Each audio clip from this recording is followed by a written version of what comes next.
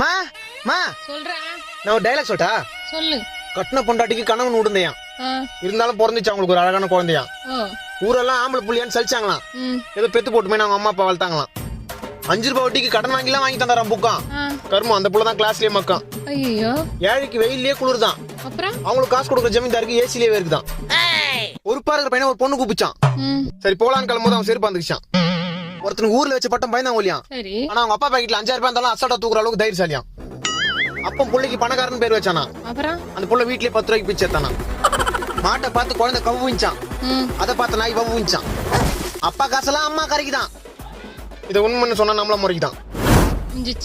19 வயசுல 20 பொண்ணுங்க கூப்பிட்டாலும் போக மாட்டானா. இப்ப 24 வயசு ஆச்சே கல்யாணம் பண்ணி வைக்கல ஏன்னு கேட்டானா. டயலாக்மா இது? டைலாக்கா?